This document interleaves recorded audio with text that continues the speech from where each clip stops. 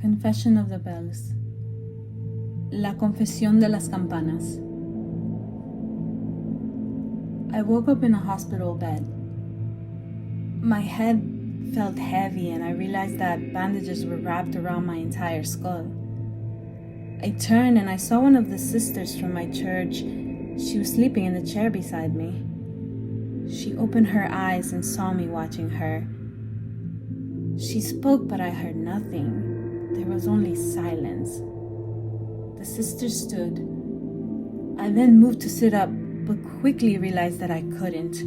I looked and I saw that I was restrained to the bed. Then, the sister set a tray down in front of me. Blank paper and a pen were set out. The sister wrote something, then kissed my forehead. I watched her leave.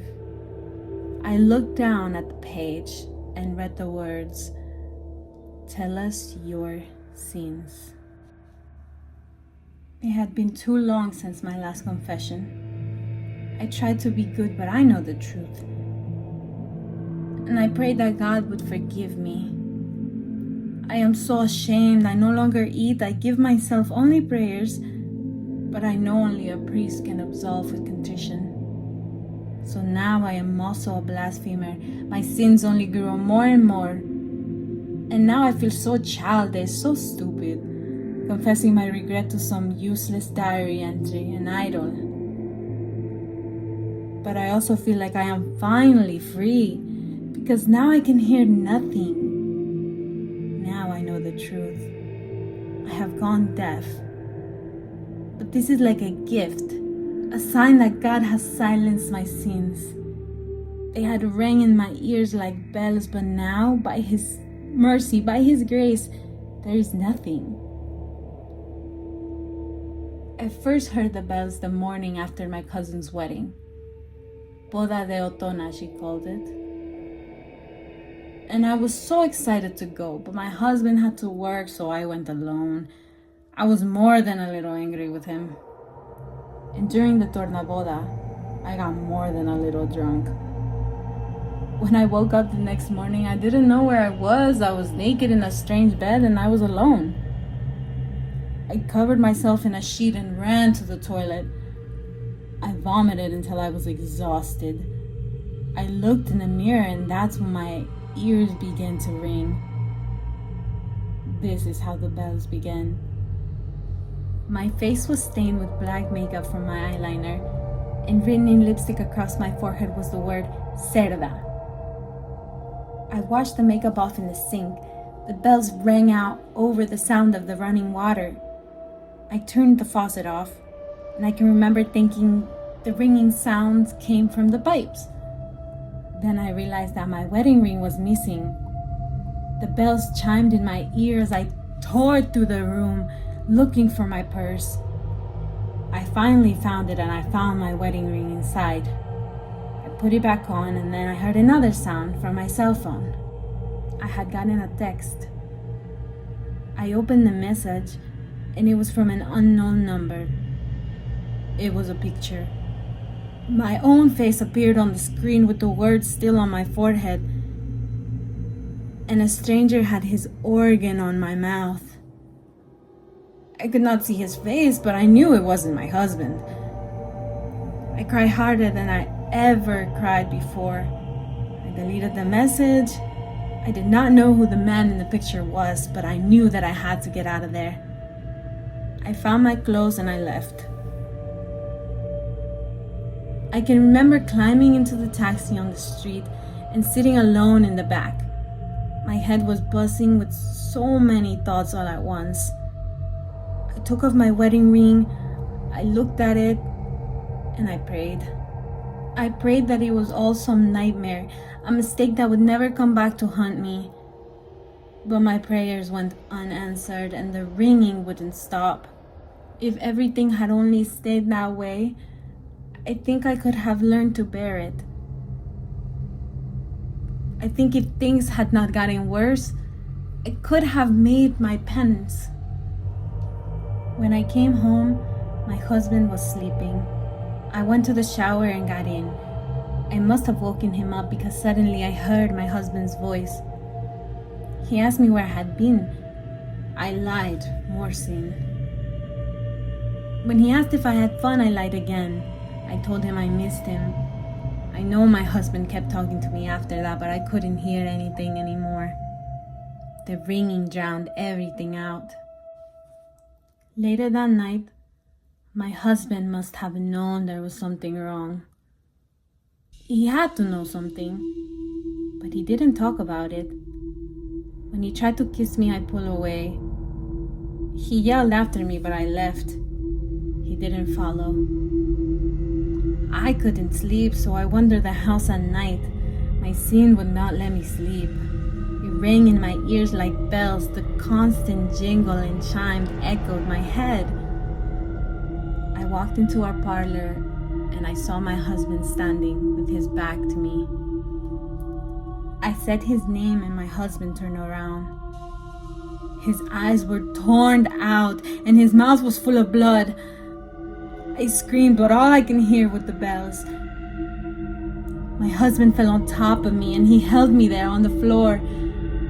Then his bleeding mouth opened and I saw his throat rip apart. And the clawed hands of a demon climbed out of my husband. I saw a living skeleton pull itself out of his flesh, and it saw me with its eyeless face. It held my mouth open with its claws and vomited blood and filth and tiny metal sleigh bells into me.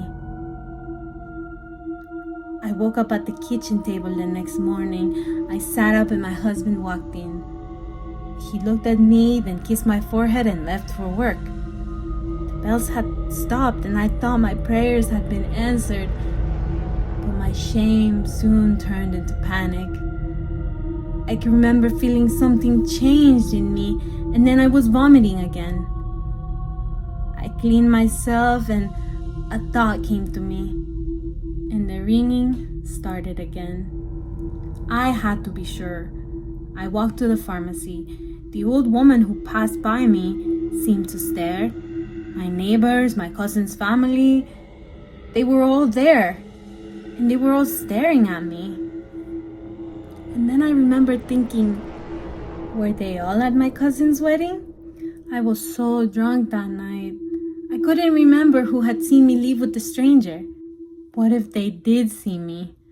Dancing, flirting, touching. And what about now? What if they saw what I was buying? Would they tell my husband? And then I thought, why didn't they try to stop me? Or worse, what if they did try? Is that why they were staring now? Did they know I was an adulterer? I brought the pregnancy test home. I needed to know. I took the test 4 times, and every time the mark was the same. I was crying and pleading on the bathroom floor. I prayed to the Virgin Mother. I needed her to help me, save me from my sin. I can remember wrapping the beads of the rosary around my wrist again and again, trying to say the Hail Mary. But the ringing wouldn't stop. And then my cell phone got another text. I looked at the screen, another message from the unknown number. A video this time. I hit the play button. I could hear my own voice screaming, and then a male voice called me puta. I turned off the video before I could really even see anything besides the back of my own head. I deleted the video and blocked the unknown number. I remember thinking, I can silence my phone, but I can't silence my sins. Later, I found the website online. I scrolled on my cell phone screen and I made the appointment. I would have to wait until the day before Noche Buena.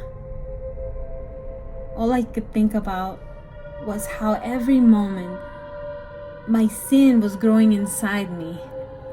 Every second that passed until that final day, my sin would trap me more and more. Until the day finally came, my fate would be sealed. And then I thought, Even when that day does finally come, my sins will not be silenced. My marriage may be saved, but I was only trading one sin for another. And the more I thought about it, the louder the bells rang. I sat with my husband at the first feast of Las Posadas. Everyone ate and drank and laughed, and I could only stare at my food. I could not hear anything over the sounds of the bells. I can remember thinking, if I can just get through one night, I could survive until Noche Buena.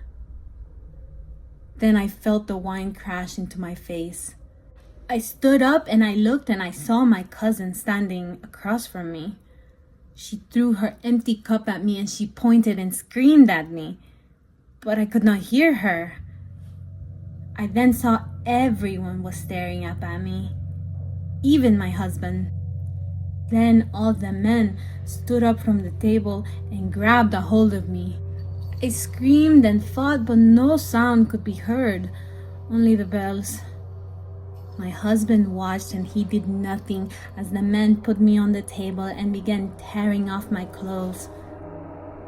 The men were naked now and they held me down. I screamed as one of them climbed on top of me. My husband never moved. He never looked away. Then I looked at the naked man on top of me. His eyes rolled back and his mouth opened and his chest split apart. His head fell back and a living skeleton crawled out of him, and I was drowning in blood. I woke up in our parlor on the couch.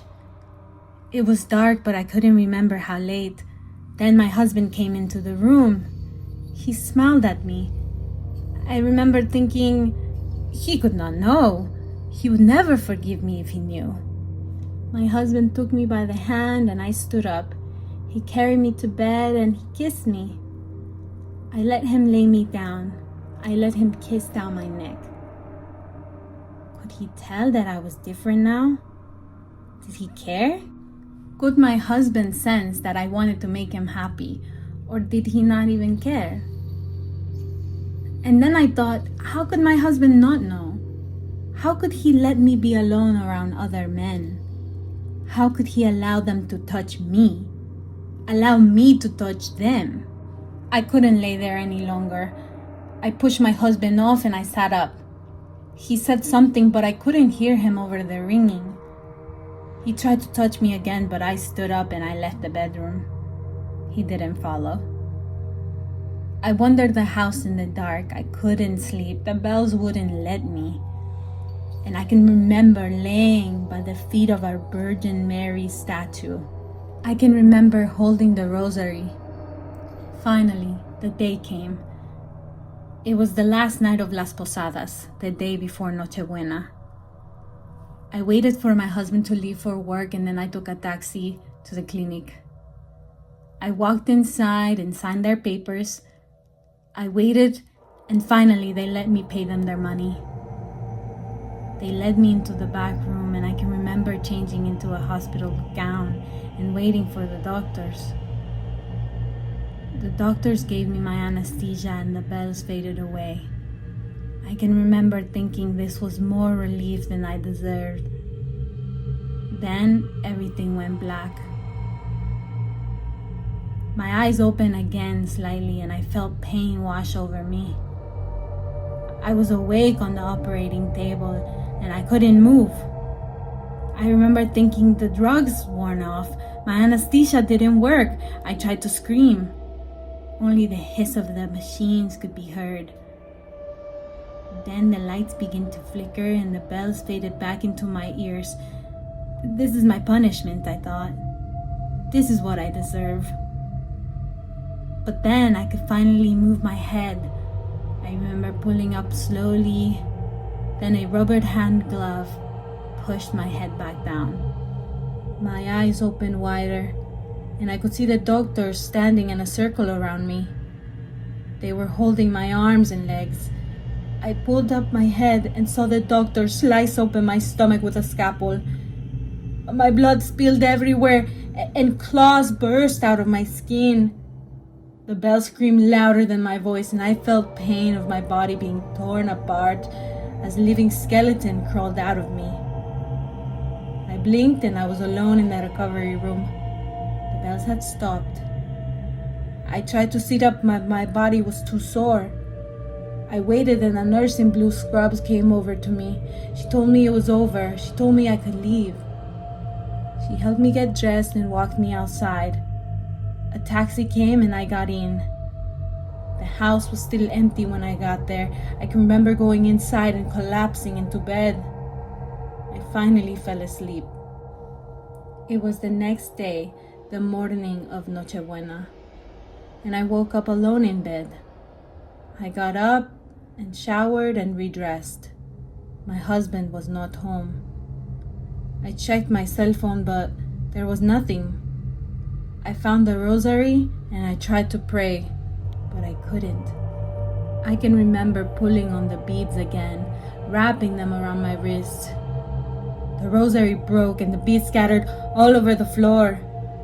I watched the mess I made spill and roll everywhere. I cleaned the floors, I washed the dishes. Soon I was cleaning the whole house. Then the evening came and I heard my husband came home. I walked into our parlor. I saw him standing there with his back to me. I can remember thinking this was just like my nightmares. I said his name and he turned. He stared blankly at me. I looked back at him and I could feel the tears flood into my eyes. Before I could speak, he set his cell phone down on the table. He pressed the play button. A video started and I could recognize my voice. I saw myself naked on the screen with a stranger. I looked up at my husband. I moved to turn off the video, but he pulled his phone away. I felt sick. I could hear myself on the little speakers. I hated that I sounded like I liked it. My husband spoke before I could. He told me the men at work had showed him the video. He told me it was all over amateur pornography sites online. The video ended. He asked me how I could do this to him. I didn't know what to say.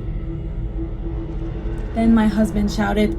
He demanded that I say something. I cried and shook my head. Then my husband grabbed me. He swore at me and shook me, telling me to say something, to explain why I did it. I had never seen him so angry before. Then I realized he was choking me. I couldn't breathe. I pulled away and he followed. He grabbed me again and hit me. I stopped and looked at him. For a moment I thought it was over. Then he cursed and grabbed me again. My husband threw me into the wall. I could feel him getting closer. He reached out to grab me again. I ripped the Virgin Mother statue off the pedestal and swung it at my husband. He fell to the floor. Blood gushed from his head and pooled under him. I remember the regret and panic. I dropped the statue. I rushed over to my husband and I knelt down. I tried to wake him up, but he did not move. I screamed how sorry I was over and over until my words became noise and I pulled him into my arms. I cradled my husband's body like a newborn baby. Then the ringing of the bells came back.